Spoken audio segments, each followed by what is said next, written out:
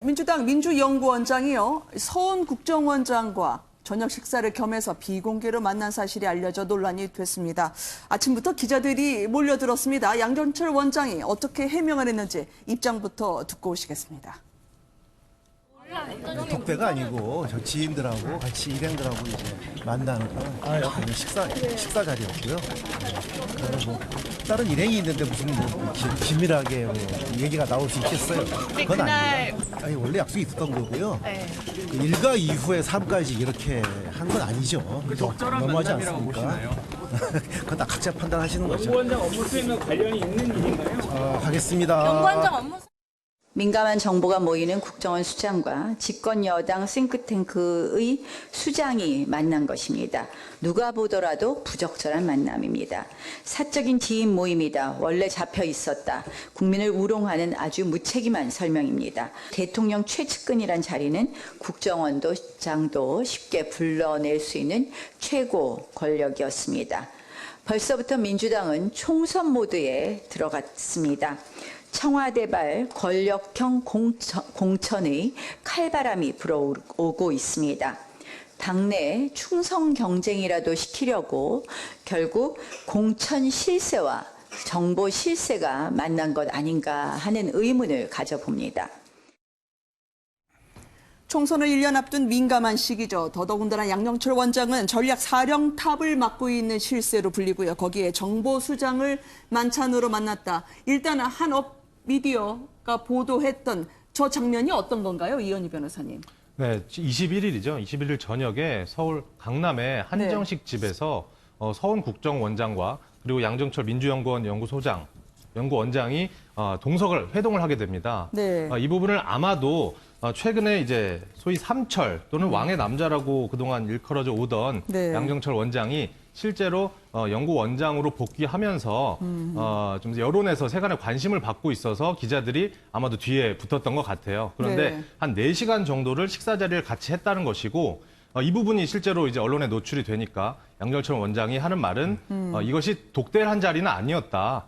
원래 서훈 원장이 가지고 있었던 일정이었는데 거기에 동석한 일행들과 본인도 굉장히 잘 아는 사이여서 그들과 함께 일행이 다 같이 앉은 자리에서 식사를 하는 자리였고 그렇기 때문에 특별히 어떤 민감한 주제의 대화가 나오지도 않았고 그런 대화를 나눌 수도 있는 상황이 아니었다라고 하면서 이렇게 나한테 내가 지금 어떤 공익신분도 아니고 공익제보를 당할 위치에 있는 사람도 아닌데 이렇게까지 기자들이 나를 쫓아다니면서 언론에 제보를 하는 것이 과연 너무 지나친 침해 아니냐. 기자 정신도 중요하지만 황색 저널리즘은 경계해야 되는 것 아니냐라고 하면서 어떤 불편한 내심을 내비치기도 했습니다. 네, 민감한 이야기가 나오지 않았다고 하지만 여기에 더더욱 많은 분들이 주목하는 이유는 총선 전략을 짜시는 분이 국내 정치 개입을 포기한다고 선언했던 국정원장과 만난다. 그 장면만으로도 얼마나 파문이 있을지 알만한 두 분 아니겠습니까, 김 교수님? 네, 우리가 오얏난 말에서 가끔 고쳐지지 말라. 이것이 이제 고위공직자가 가져야 될 처신이다. 이런 얘기 많이 하지 않았습니까?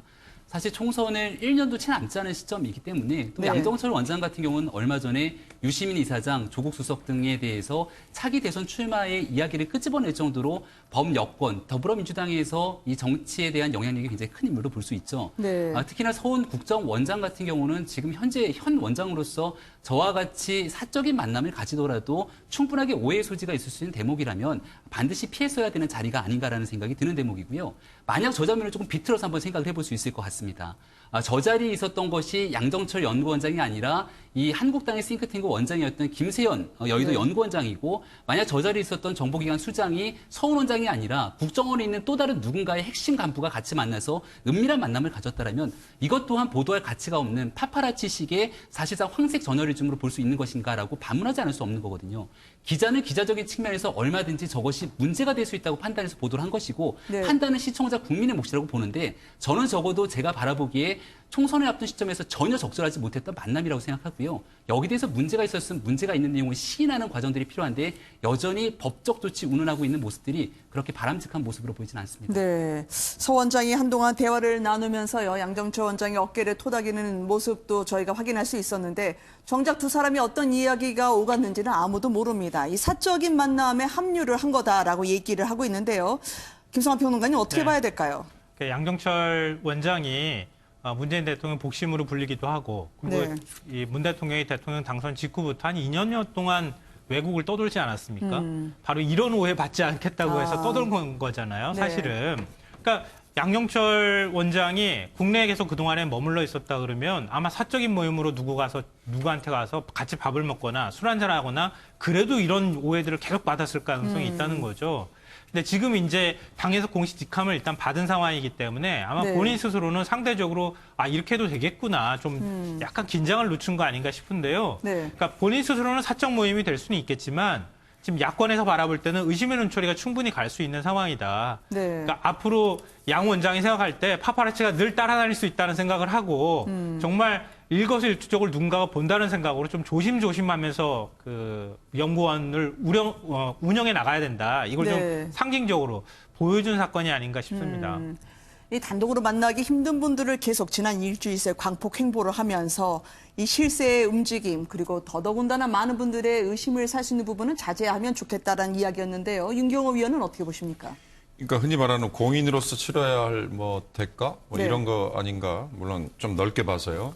저는 양정철 원장이 이 정치권에 복귀를 하는 과정에서 네.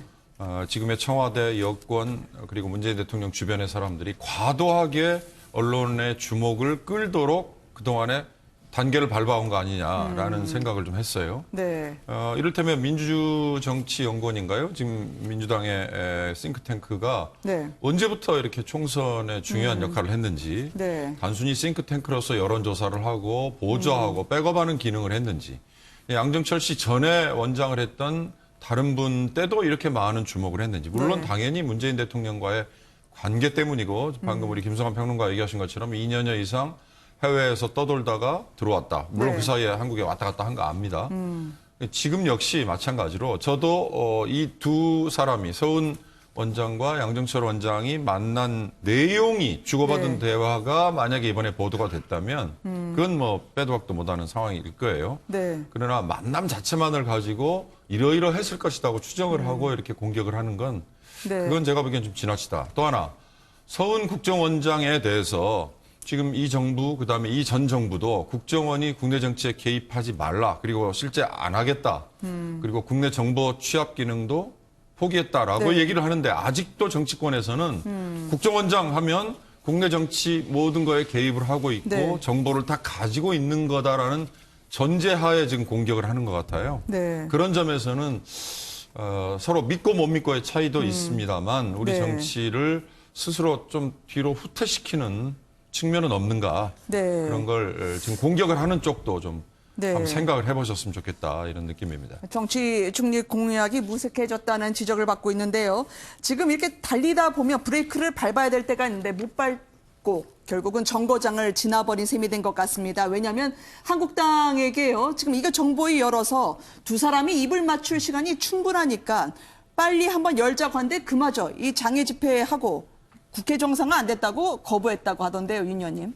그렇습니다. 지금 한국당이 자가당착이 된 거예요. 네. 지금처럼 이를테면 국정원장이 저 모임에 간 게 사적인 모임이냐. 네. 그리고 양정철 민주정치연구원장과 만난 한번 얘기를 꺼내봐라. 물론 네네. 정보위라는 게 공개가 아니긴 하지만 그러나 지금 한국당이 어제까지 했던 이 전국을 순회했던 한 달여의 장외투쟁을 오늘 마무리하고 앞으로는 네. 정책 투쟁을 하겠다고 선언을 했음에도 불구하고 네. 국회에 문 열겠다는 얘기는 아직 안 했거든요.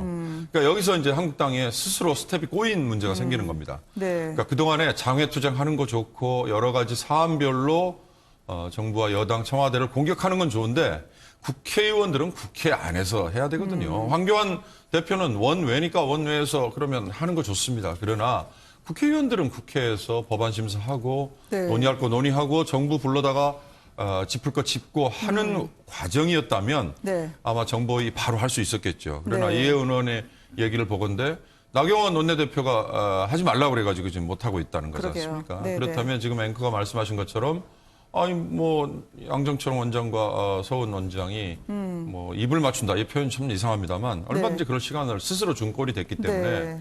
이게 바로 지금 한국당의 이 원내외 전략에 어찌 보면 자가당착 네. 아주 적나라하게 보여준 셈입니다.